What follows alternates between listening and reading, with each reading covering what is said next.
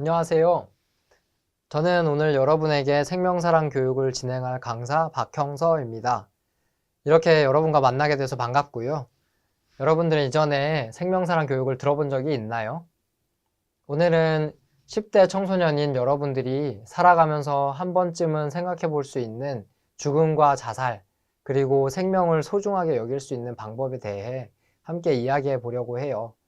여러분이 건강한 마음으로 학교 생활을 할 수 있도록 도움을 주려고 하는 시간이니 적극적으로 함께 참여해 주었으면 좋겠어요. 이번 시간을 통해서 여러분이 반드시 알아야 할 학습 목표가 쓰여져 있어요. 선생님이 한번 읽어보도록 하겠습니다. 첫 번째로 청소년기 우울 및 자살의 특징을 이해할 수 있다. 두 번째로 자살의 위험 신호를 알고 자살 예방을 실천할 수 있다. 이렇게 되는데요. 오늘 우리가 여기서 만난 이유는 정신건강에 어려움이 있거나 정신건강을 해치는 일은 누구나 경험할 수 있으며 우리 모두와 관계가 있기 때문이에요. 그러므로 정신건강과 관련된 정보를 미리 얻게 된다면 여러분이 어려움이 생겼을 때 적극적으로 대처하고 예방을 할 수 있어요. 여러분들은 심폐소생술을 배워본 경험이 있나요? 심폐소생술은 왜 배울까요? 사람의 생명을 지키기 위해 배우는 것인데요. 심폐소생술은 뇌졸중이나 심장마비로 쓰러진 사람들을 살리기 위한 응급처치법이에요. 그렇다면 생명사랑 교육은 무엇일까요? 생명사랑 교육은 누군가가 스스로 삶을 포기하려고 할 때 사용할 수 있는 응급처치 방법이라고 할 수 있어요. 오늘 배우는 이 교육 내용이 바로 우리 또는 다른 사람에게 시행할 수 있는 마음 응급처치법이에요. 꼭 잘 기억해 주세요. 시읒, 미음, 초성이 나왔는데요. 어떤 단어일까요? 네, 다들 예상하듯이 생명입니다. 생명하면 떠오르는 것들은 무엇이 있나요? 네, 다음에 또 다른 초성이 나왔는데요. 지읒, 이응, 어떤 단어일까요? 네, 다들 느끼셨듯이 죽음입니다. 죽음하면 떠오르는 것들은 무엇이 있나요? 왜 선생님이 생명과 죽음의 단어를 적어 놓았을까요? 사람은 누구나 태어나서 결국은 죽게 돼요. 이 죽음을 맞이하는 과정에서 우리는 수많은 기쁨과 괴로움, 고통을 겪게 돼요.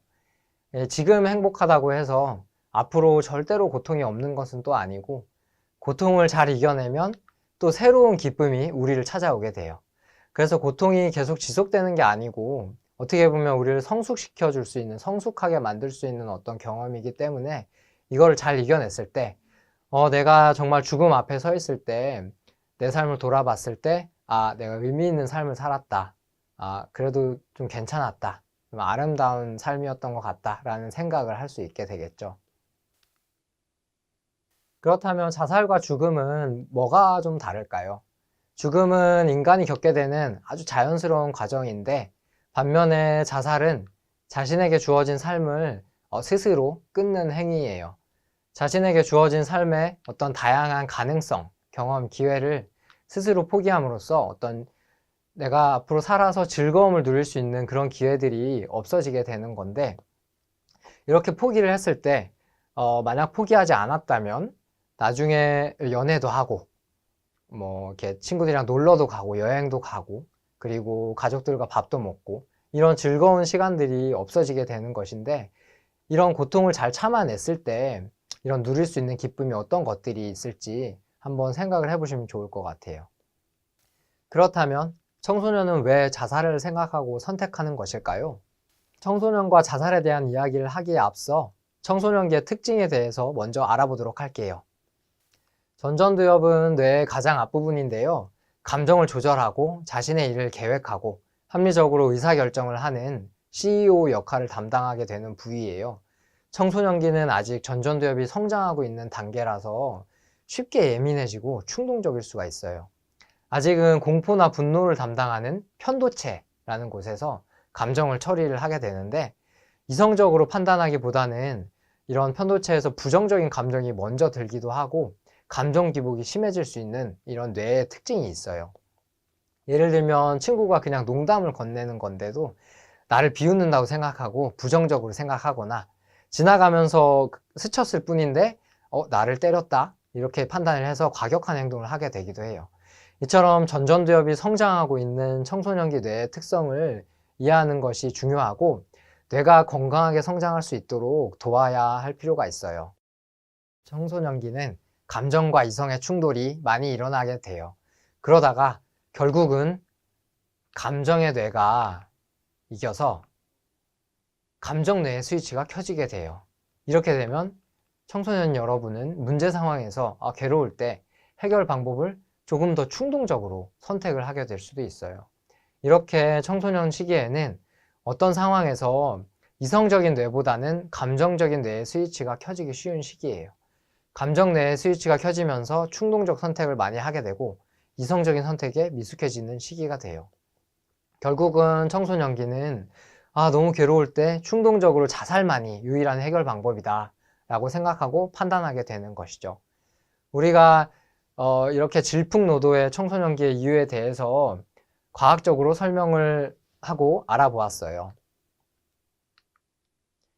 그리고 또한 호르몬의 불균형으로 얼굴에 여드름이 생기는 것처럼 신경 전달 물질의 불균형으로 청소년기에는 다양한 정신건강 문제가 생기기도 해요.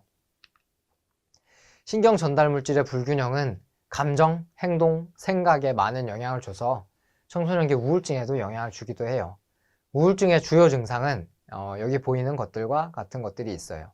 우울감이나 불평과 짜증, 절망감, 좌절, 난 다 안 돼 이렇게 느끼게 되고, 그리고 수면의 형태, 식사, 맛도 없다, 다 맛없다, 집중력이 저하되고 공부 잘 안 되고 어디 여기저기가 아프고 신체화 증상이 나타나거나, 그리고 부정적인 생각의 증가, 나는 다 안 되는 사람이야, 나는 가치가 없는 사람이야, 이렇게 나타나게 돼요. 이런 것들이 관찰이 되면은 주변 사람들에게 도움을 꼭 요청해야 돼요. 이외에도 청소년기에 경험할 수 있는 정신건강 문제는 불안장애, 섭식장애, 식이장애라고도 하는데요. 그리고 조기정신증, 품행장애 등이 있어요. 이처럼 청소년기에 자살을 선택하는 이유는 우리 뇌의 발달과 변화로 인해서 생기는 충동 조절의 어려움과 정신건강의 문제, 그리고 여러분들이 힘들어하는 학업 문제, 공부겠죠. 대인관계 문제, 친구들 사이에 굉장히 힘들 때가 있죠. 가족 간의 갈등 등이라고 볼 수가 있어요. 청소년의 자살은 단순히 하나의 원인이라기보다 여러 가지 사건과 스트레스가 복합적으로 촉발을 해서 자살을 선택하게 되는 경우가 많게 됩니다. 아동 청소년 인권 실태 조사 결과에서 청소년이 자살하고 싶은 원인으로 학교 성적이 40%, 가족 간의 갈등이 22%, 대인관계 문제가 8% 등으로 나타났어요. 학업에 대한 스트레스, 가족 간의 갈등, 학교 폭력, 따돌림, 이런 대인관계 문제로 인해서 우리 청소년들은 되게 외롭고 고독감, 그리고 수치스럽고 절망감을 느끼고 우울하고 불안하고 이런 경험들을 하게 되고 극단적으로 자살까지 생각하게 되는 이유가 되기도 합니다. 그렇다면 우리 주변에 누군가가 자살을 선택하거나 생각하고 있다는 것이 정말로 죽고 싶어서일까요? 그것은 오히려 청소년기의 뇌가 충동적인 선택을 하게 될 것 같아서 이걸 예방하기 위해서 도움을 달라고 신호를 보내고 있는 것이거나 합리적인 해결 방법을 찾고자 굉장히 애를 쓰고 있는 그런 신호일 수 있어요. 우리가 스트레스를 받을 때 소화가 안 되거나 머리가 아픈 증상들이 나타나는 경우가 있는데, 이것들도 몸에서 이거 도와달라 신호를 보내는 것이거든요. 이렇게 비슷하게 자살을 생각하는 친구들에게서도 우리가 좀 더 신경을 쓰면 관찰할 수 있는 여러 가지 신호가 있을 수 있어요. 자살을 생각하는 사람들은 대부분 신호를 보낸다고 연구 결과에서 알려지고 있는데요. 그런데 자살에 대한 신호는 조금 더 민감하게 관찰을 해야 잘 포착할 수 있기 때문에 이 신호에 대해서 잘 알아두는 것이 아주 중요해요. 자살의 위험 신호 중에서 언어적인 신호에 대해서 알아보겠습니다. 언어적 신호에는 이런 것들이 있어요. 나는 정말 죽고 싶어. 나에게는 사는 것이 더 이상 의미가 없어. 나는 이 세상에 쓸모가 없어. 이런 아무 희망이 없다는 듯한 느낌의 이야기를 한다면은 꼭 민감하게 관찰을 하셔야 됩니다. 자살의 위험 신호 중 행동적인 신호에 대해서 알아보겠습니다. 행동적 신호에는 이러한 것들이 있어요. SNS에 요즘에 뭐 카톡이든 페이스북이든 이런 것들을 하게 되는데 자해와 관련된 게시물을 올리거나 자살 도구를 준비해서 숨겨둔다거나 죽음이나 이런 자살 관련한 사이트를 검색을 한다거나 자해 흔적이 관찰된다? 이거는 민감하게 관찰해야 하는 부분이에요. 자살에 대해서 유서를 작성한다거나 뭔가 하는 것처럼 직접적인 행동을 하는 게 아니면은 우리가 그 사람의 신호를 놓칠 가능성이 있는데요. 어떤 행동을 하지 않던 사람이 요즘에 좀 다르게 행동을 한다. 그러면은 그 변화에 민감하게 반응을 해야 돼요. 이런 자살의 위험 신호가 관찰된다는 것은 상대방 또는 나 스스로에게 도움을 요청하기 위한 것이에요. 그 사람도 굉장히 애를 쓰는 것이기 때문에 우리가 그런 위험 신호를 포착하게 되면은 실제적으로 자살 예방을 위한 방법에는 어떠한 것들이 있을지, 어떻게 좀 도와줄 수 있을지 좀 배워볼 필요가 있겠죠. 자살 예방을 위한 방법 첫 번째, 건강하게 스트레스 해소하기입니다. 건강하게 스트레스를 해소하기 위해서 이 스트레스 해소는 아무리 강조해도 지나치지 않은데요. 굉장히 좀 중요한 부분이고 나의 어떤 즐거운 활동을 찾고 나만의 어떤 리스트를 만들어 보는 것이 필요해요. 아무리 작은 일이라도 스스로를 위한 활동을 찾고 리스트를 만들고 나만의 네트워크를 만들어 나가야 해요. 여기 나와 있듯이 산책, 그리고 음악 듣기, 아니면은 가만히 누워있기 등 수다 떨기, 자기만의 어떤 방법이든 괜찮아요. 나의 스트레스가 풀릴 수 있다면 이것들을 내가 알고 있고 내가 스트레스를 받을 때 이걸 쓸 수 있어야겠다 라는 거를 생각을 하고 있으면 좋겠어요. 그리고 두 번째로는 문제 해결 방법을 다시 한번 생각해 보기입니다. 누구나 이제 괴로운 일이 생기거나 실수를 했을 때 자연스럽게 드는 부정적인 생각이 있을 수 있어요. 그럴 때마다 스스로나 상황을 탓하기보다는 누구나 실수를 한다. 이 힘든 순간이 언젠가는 지나갈 거다. 영원하지 않다. 누구누구야 내 이름 불러주면서 진짜 스스로 잘 견뎠다. 나니까 이 정도였지. 이런 긍정적인 생각을 열심히 애써서 반복적으로 하는 것이 중요해요.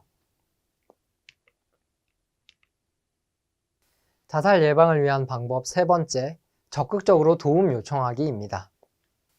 정신건강의 어려움은 누구나 일어날 수가 있어요. 이때 가장 중요한 것은 우리가 어떻게 빨리 알아차리고 행동하느냐예요. 나 스스로 위험 신호를 알고 나를 점검하고 스스로 스트레스를 대처하기 위해 노력했지만 그래도 아무리 애를 써도 어려움이 해결되지 않을 때 계속 부정적인 생각이 든다. 그럴 땐 누군가에게 도움을 요청하는 것이 반드시 필요합니다. 적극적으로 도움을 요청하는 방법 중에 내 이야기를 진지하게 들어줄 따뜻한 사람에게 이야기하는 것도 방법이 될 수 있어요.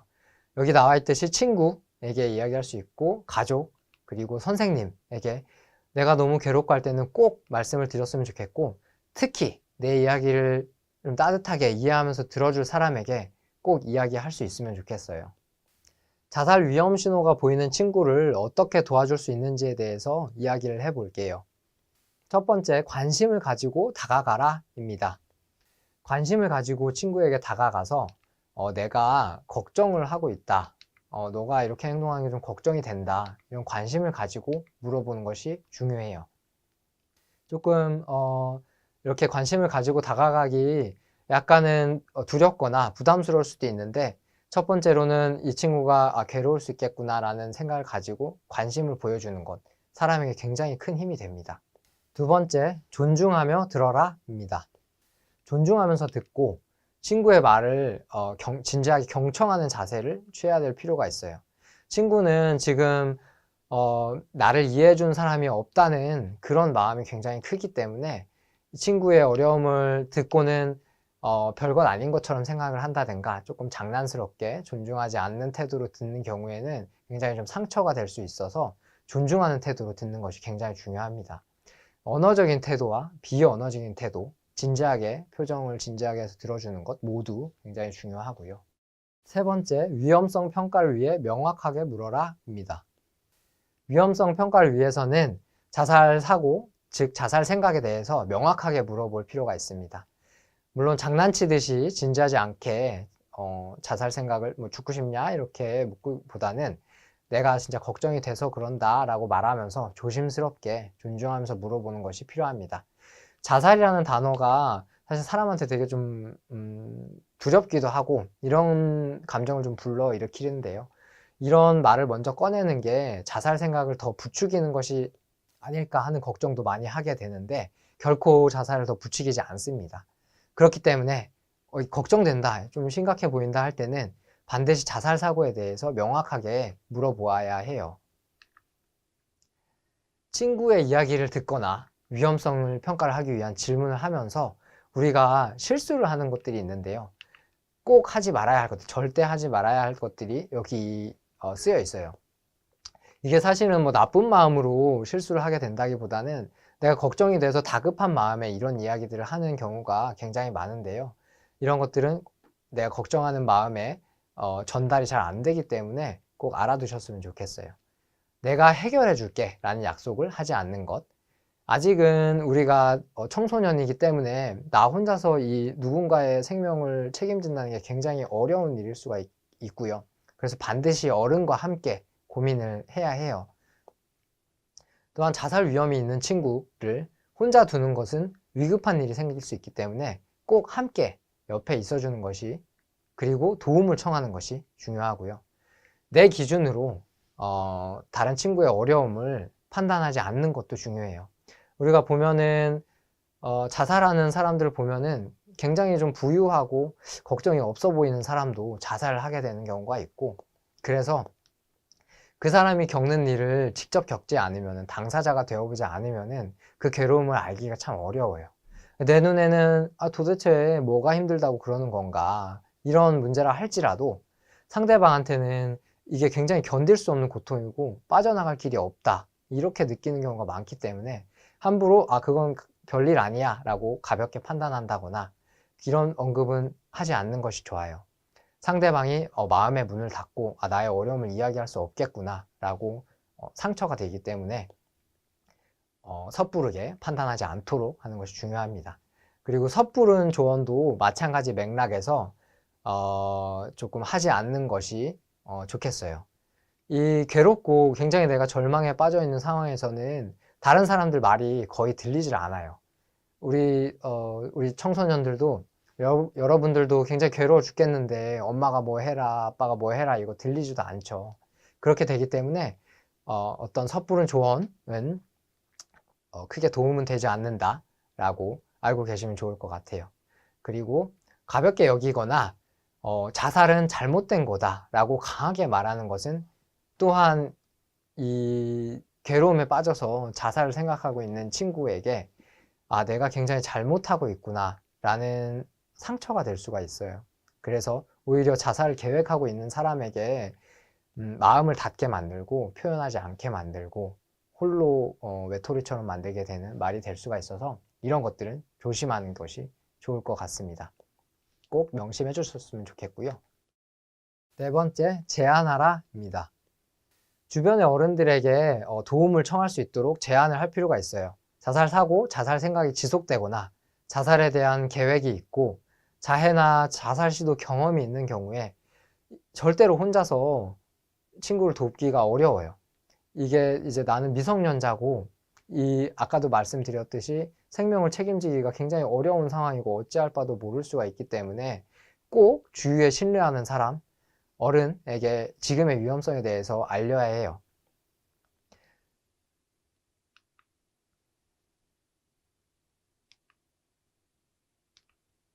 자, 그럼 도움이 필요한 친구에게 제안할 수 있는 기관들은 어디가 있는지 알아보도록 할게요. 학교의 위클래스에서 상담을 받을 수 있고, 혹시나 없으면, 학교에 없다면 거주지역 위센터에서 상담을 신청할 수 있어요. 그 외에도 거주하고 있는 지역 정신건강복지센터, 청소년 상담복지센터에서 상담 등의 도움을 받을 수 있어요. 자살 문제가 아니더라도 혼자서 고민하고 있는 힘든 문제가 있다면 꼭 도움을 요청을 해주세요.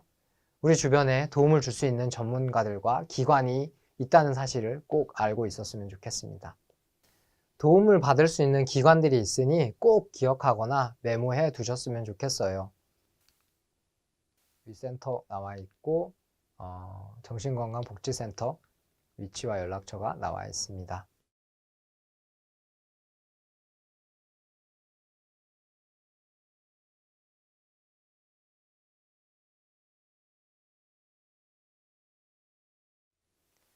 마지막 정리하는 퀴즈를 함께 풀어보도록 하겠습니다.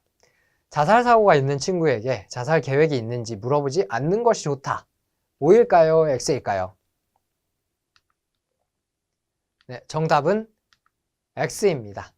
자살 사고, 자살 생각에 대해서 물어보는 것이 자살을 더 부추기지 않아요. 직접적으로 걱정이 되고 위험해 보일 때는 꼭 직접적으로 물어보는 것이 필요하고요.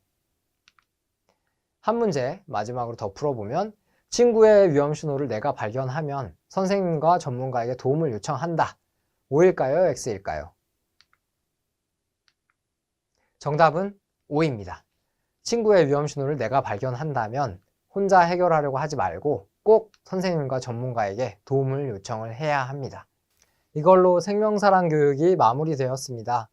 여러분들의 몸과 마음이 쑥쑥 성장하는 시간이 되었으면 하는 바람으로 생명사랑 교육은 여기에서 마치도록 하겠습니다. 감사합니다.